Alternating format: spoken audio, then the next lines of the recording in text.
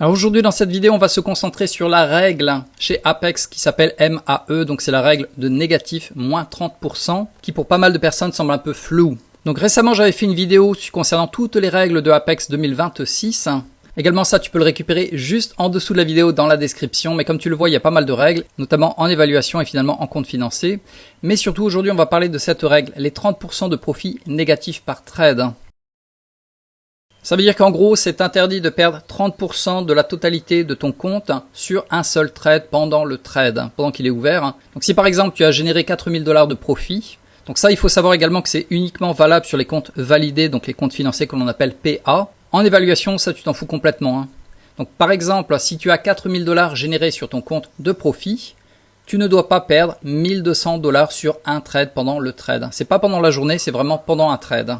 Et si par exemple ton compte est relativement nouveau, ils vont baser les 30% sur la perte autorisée qui est de 2500 $. Donc à nouveau, si on fait les calculs, 2500 $ multiplié par 30%, tu n'as pas le droit de perdre 750 $, voire plus, pendant un trade. C'est pas pendant la journée, c'est vraiment pendant le trade. Donc je te l'ai remarqué ici, tu as le droit de perdre 750 $, voire plus sur une journée, c'est ok. Bien que ça veut dire qu'en gros ton money management était relativement pourri, mais voilà, tu n'as pas le droit de les perdre sur un seul trade. Donc maintenant on va aller directement sur la page de chez Apex. Donc je te l'ai traduit en français avec Google Translate, on peut l'avoir en français, ce sera plus simple. Donc voilà, c'est la règle négative de 30% chez Apex qui s'appelle la règle MAE. Donc ils te disent que tu as une limite de 30% qu'un trader ne peut pas subir sur une transaction unique, donc ça veut dire par trade. À nouveau, c'est pas par journée, c'est uniquement par trade.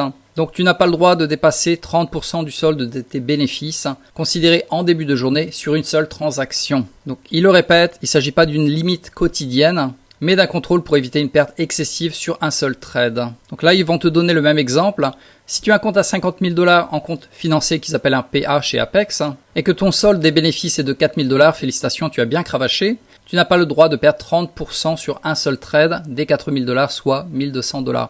En gros, ils veulent pas que tu bourrines et que tu fasses du loto, ça passe ou ça casse. Et pour un compte qui vient de démarrer sur un PA qui est en dessous des 2500 $ de gain, la règle des 30% va être basée sur la perte suiveuse. Donc ta perte suiveuse est de 2500 $. Si tu fais 2500 $ fois 30%, ça va te donner 750 $.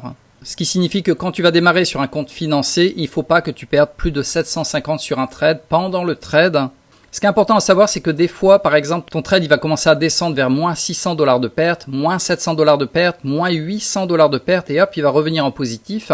Mais là, tout de même, tu auras enfreint la règle. Même si ton trade n'a pas été fermé, une fois qu'il arrive à moins 750, ils vont considérer que tu as enfreint la règle.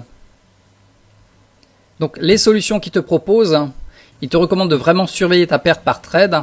Si jamais tu t'approches des 30% de perte, donc par exemple 750 $, il te recommande de fermer le trade et éventuellement le rouvrir sur un nouveau. Comme ça, là, tu n'auras pas enfreint la règle.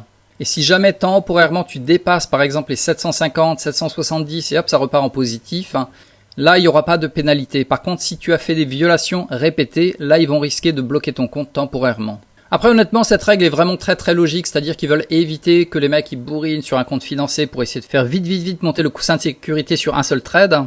Donc ça passe ou ça casse et par la suite faire des retraits. Également, si tu le regardes dans un sens positif, ça te protège. Parce que si jamais tu dépasses 750 $ de perte sur un seul trade et que tu as une perte autorisée de 2500, ça veut dire en gros que tu as cramé quand même un tiers de la capacité de ton compte. Et ça risque d'être vraiment chaud patate avec ce money management de continuer à avancer sur le futur. Donc garde ça en tête, cette règle n'est pas vraiment pour te piéger, pour t'enquiquiner. Elle est tout à fait logique, ils veulent éviter les joueurs de casino qui vont bourriner, ça passe ou ça casse. Et également, comme je te l'ai dit en positif, ça te protège parce que logiquement, tu ne peux pas te permettre de perdre 750 $ par trade, c'est vraiment trop violent.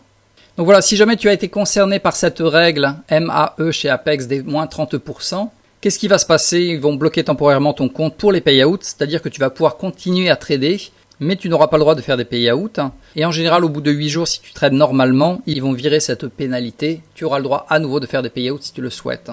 Voilà, donc comme tu l'as vu, cette règle n'est pas très compliquée. Il faut juste que tu n'excèdes pas les 750 $ de perte par trade quand ton compte est relativement nouveau. Et si maintenant tu es au-delà des 2500 $ de gains sur ton compte, tu vas calculer la somme fois 30% est égale à combien tu n'as pas le droit de perdre par trade pendant le trade.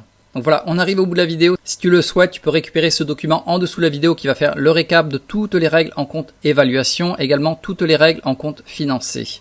Et sur ce, je te souhaite un bon trading avec un bon money management pour éviter de te brûler les ailes et de te faire bloquer au niveau des payouts à cause de cette règle.